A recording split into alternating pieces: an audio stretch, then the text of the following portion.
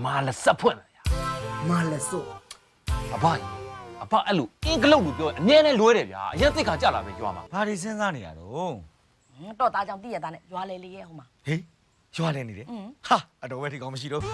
ကိုသားစိတ်ဒါတော့ ဟောတိုးလင်မယာစီးပွားရေးအကြောင်းလေးတိုင်ပင်ဆွေးနွေးရအောင်လို့ တော့ကြောင့်တည့်တယ်နော်တော့ကြောင့်တည့်တယ်နော် ပြီးပါ ပြီးတော့ဟိုမှာတော့သားပြန်လာပါပြီတော့ ဟာဒီကောင်လည်းကွာစောတာမိုးချုံမှလာတာမဟုတ် ဘလို့ပြီးပါတော့သူများတွေကညနေမိုးချုပ်လို့စူတာပဲရှိပါသူ့ကြမှာစောလို့တယ် ဘူးလဲရတာမဝမှာဆိုလို့ပါ တော့ပါ လိန်ချိုးထားမှအေးမှာပါကွာ ဟာဟိုတော့ ဒီကောင်ခြေတော့ကိုလေ ဟုတ်နော်မလူကလေးတွေ အေး ရှိ ပါ ပါ အေးပါ ကဲငါသားရေဘယ်တွေလျှောက်လဲနေတာတော့ဒီမှာမင်းအဖမေးနေလေရဲ့ ကျုပ်ရှောက်လင်းနေတာမဟုတ်ဘူးမေရ အေး ကျုပ်ကလေးလာနေဟေးလူလေးမင်းဘာတွေမြန်လေးလာနေ ဟုတ်ပါတော့ ဒီလိုပါ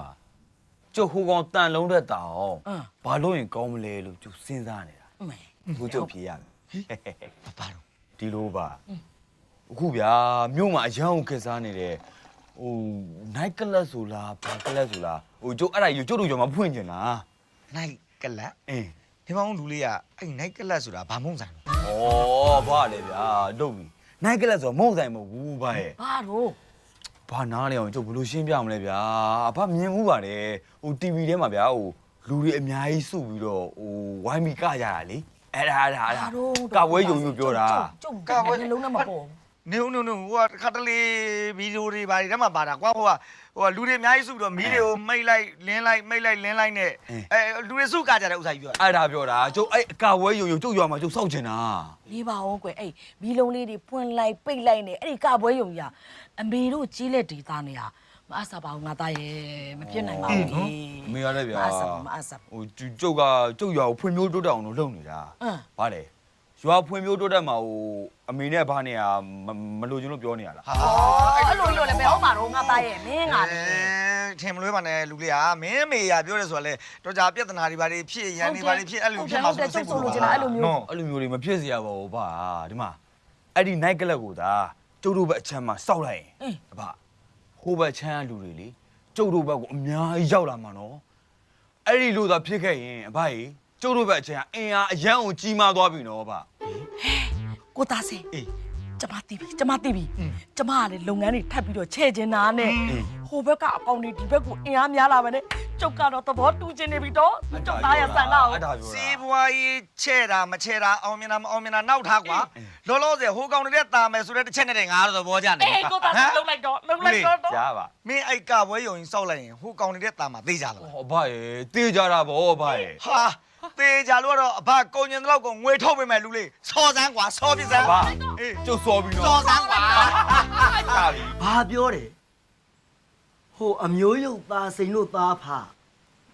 နိုင်တဲ့ကလုံဖွင့်မလို့ဟုတ်လားဒီကောင်တွေတော်တော်မှရိုင်းတာနိုင်တာတော့မှအသေးဖွဲ့ပြီးနိုင်ရတယ်လို့ အဘဘာလျှောက်ပြောနေရလဲဘယ်ကလာနိုင်ကလုံးဖြစ်ရမှာလဲအဘကလေဗျာအဲ့လိုမျိုးလေအင်္ဂလုတ်စကားတွေကိုအဘမသိတာအရင်သိခါကြတယ်ဗျာကျုပ်သိခါကြတယ်အဘရဲ့ အဖပညာမတတ်တာကွာငါသားမလေးတန်းအောင်သေးတာ ကဲ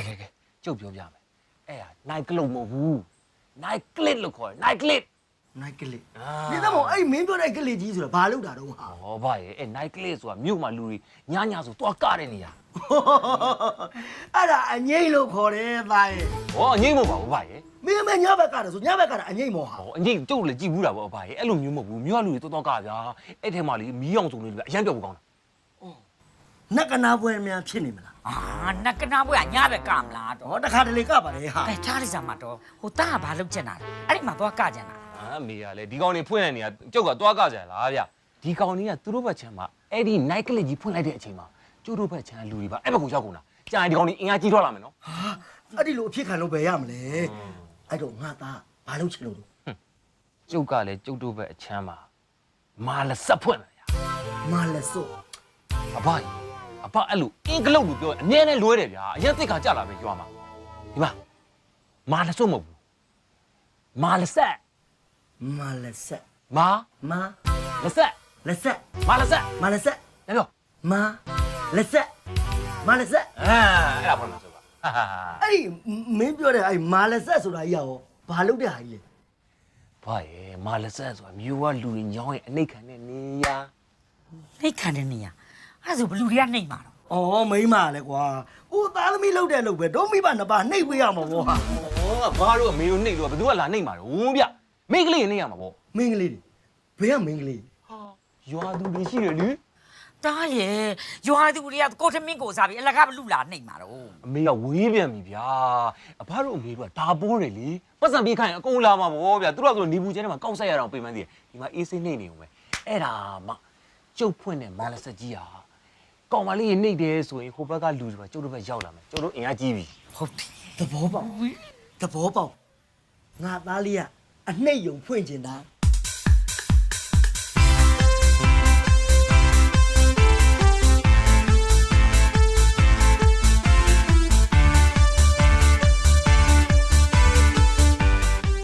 ပြောစရာကောင်းနိုင်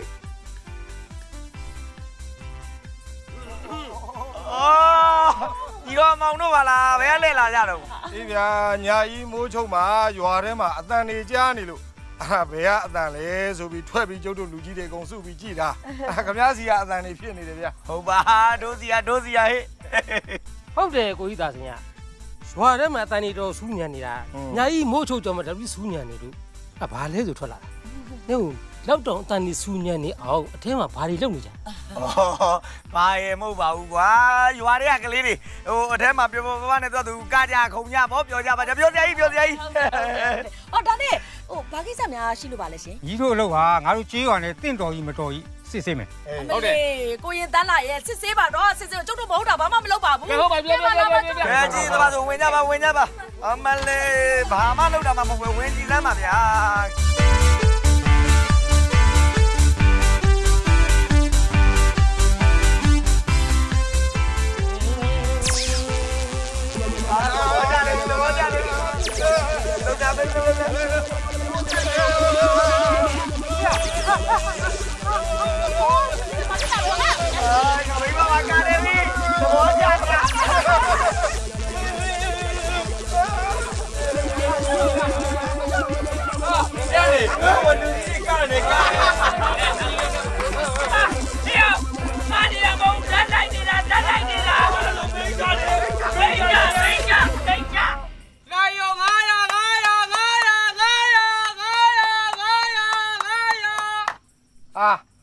ကိုစိန်သားတို့မိသားစုလိုက်တွေ့ရတာဝမ်းသာတယ်ဗျာဘယ်လိုလဲခမည်းတော်ရဲ့စီးပွားရေးအခြေအနေကောင်းရလား ငါညညဆန်းရငါတို့စီးပွားရေးမဟုတ်ပါဘူးဟာရွာအတွက်ပါ ကောင်းတာဗောကောင်းတာဗော ဟုတ်တယ်ကိုညွန့်ဆိုင်ရေရွာတွေကလူတွေကပြင်ပန်းလို့ရှိရင်ကျမတို့ရှိပဲလာအားပေးကြတာဩသူတို့ကတော့ကျေးဇူးတင်နေတယ်တဲ့ ဟုတ်လား လူကြီးတွေဟာလာအားပေးရပဲလား အားပေးတယ်ဆိုတာတဲ့ဒီမှာဆိုင်းဘုတ်မှာတွေ့လာတာဟိုဆက်ဆိုတဲ့အဲ့စကလုံးလေးသဘောကျလို့လာလေ့လာ အေးပွင့်ပွင့်လင်းလင်းပြောရရင်ကွာမင်းတို့ဒီမှာဆိုင်းဘုတ်တက်ထားတာပါလဲမာလက်ဆက်ဆိုတာ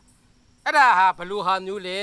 တို့ရွာအတွက်ကောဘလောက်ထိအကျိုးရှိရှိဘာတွေလုပ်ပေးနိုင်တယ်လဲဆိုတာတိတိကျကျသိချင်လို့တို့လူကြီးတွေအနေနဲ့လာပြီးတော့စစ်ဆေးတာပေါ့ကွာ စစ်စေးတာ ကဲတန်လုံးကြီးမင်းလုပ်ငန်းအကြောင်းလေးကိုငါတို့ရှင်းပြစမ်းမအောင်ကွာ အော်လုပ်ငန်းတော့ထွေထူးမဟုတ်ပါဘူးအာညောင်းညာကြိုက်ခဲလူတွေကျုပ်စီမှာလာပြီးတော့အနည်းနှိတ်ခံတယ်ဒါပါပဲကဲလာပါဗျာလက်တွေ့ပြမယ်လာခဲ့လိုက်ပြလိုက်ပါ ကဲလာလာအားရ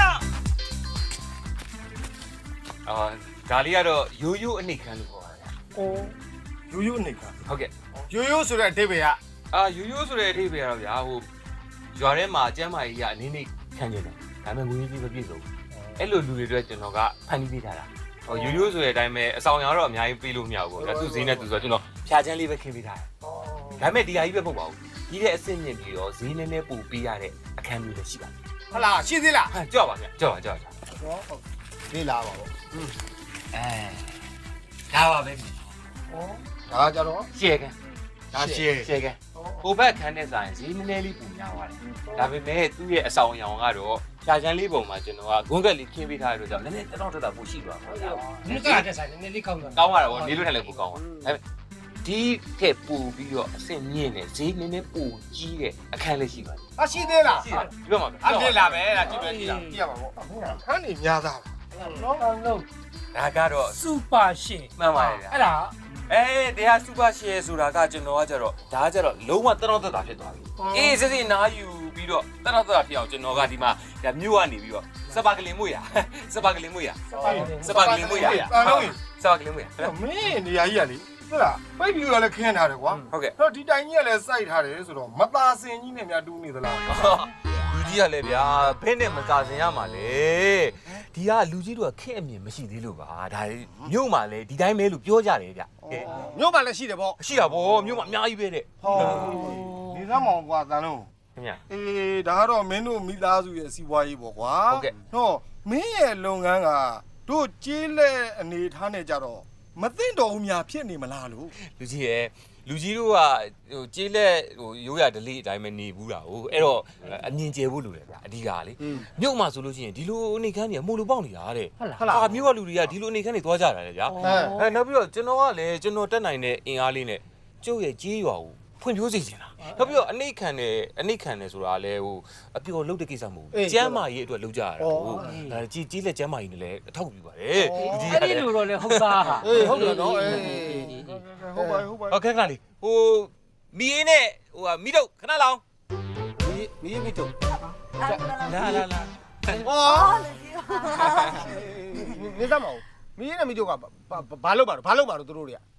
နှိမ့်ပါလေ ဟဲ့မီးအေးတို့မင်းတို့ကဘာလဲဟိုကောင်းမဆိုင်တော့ဘူးလား ဟောကောက်ဆိုင်တယ်လေနေကင်းဘက်ကောက်ဆိုင်တယ်ညဘက်ကျတော့ဒါအပိုငွေရတာပေါ့ ဟာငါရွာဟာတွေကတော့ဟုတ်နေပြီ ဒီကမလေးပေါ့နင်တို့ကနှိပ်ပြီးမှဆိုတကယ်ကိုနှိပ်တတ်ကြလို့လား ဟာနှိပ်တတ်တာပေါ့ဥလာကြိုင်ကြီးကလည်း ကြည့်လေလို့ပေါ့ဟာနင်မဟုတ်ဘဲနဲ့လေ ကြီးတို့အထင်သေးနေပြီလူကြီးတွေကိုကောင်းကောင်းလေးပြုစုလိုက်ဟာဒီလိုနေတဲ့ကြောင်ပြလိုက်စမ်းပါနေရာယူပါဗျာနေရာယူပါ အေးငါတော့ဒီနေရာပဲ မြင်ဟာအဲ့ဒါဆိုငါဒီဘက်ပေါ့ကွာ မင်းတို့ကြောက်တဲ့ခိုင်းယူနေငါပြင်နေတော့နှိမ့်မယ် အော်စိတ်ဝင်နေကျွန်တော်ဒီပြတခါရှိပါ အေးဒီစားကနေရှိသေးတယ်တကယ်စီစဉ်ပေးလိုက်စမ်းပါကွာဟဲ့သားလားဒီမှာသူ့ရဲ့လုပ်ငန်းကလေဒိုးရွာနဲ့တင့်တော်ကြီးမတင့်တော်ကြီးဆိုတာဒါလက်တွေ့လေးလာမှရမှာဟုတ်တယ်နော်အေး တော့မင်းကြီးရှိတယ်မင်းကြီးရှိတယ်မင်းကြီး ဒီစားပြစရာနော်အဲ့ဘယ်နေရာမှာစီသုံးလိုက်ကြားလားစီနော်လူကြီးကြားတယ်မငေါ့တိကတော့ချနေလားမရှိရှိတဲ့စီသုံးလိုက်လေကြား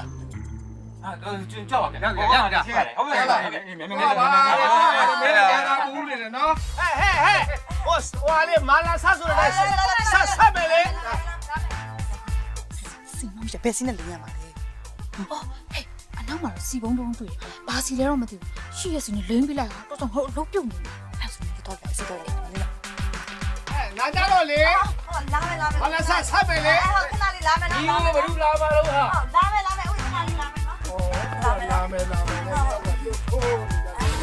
လာမယ်လေစီခဏလေးနော်တိုင်းလေးလဲလိုက်လဲချောက်ကလေးဆန်လာလိုက်ရောရတယ်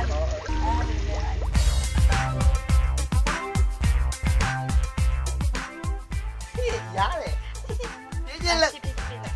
ရရတယ် မရတဲ့တကူဘာဒီ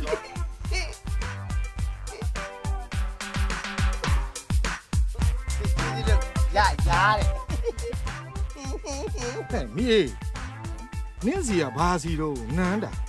ညိုဆိုင်ရယ်ဘာလို့ရှောက်ပေးနေတာလို့ဘာစီပြင်းပြပေါ့ ဟာကျင်းနူမင်းကနားမလဲပဲစွတ်စွတ်ပြောတယ်ကွာငါတို့လူကြီးတွေကဒီမှာလာပြီးလေ့လာတာလေကွာမင်းကလည်းအတိအကျဖြစ်အောင်တော့လေ့လာမှာပေါ့ကွာဘာစီလဲလို့ လက်စီ ဟာဓာတ်စီဟာဟေးဓာတ်စီတဲ့ပြေပါပြေဘာမပြောနဲ့ဘာလို့လဲ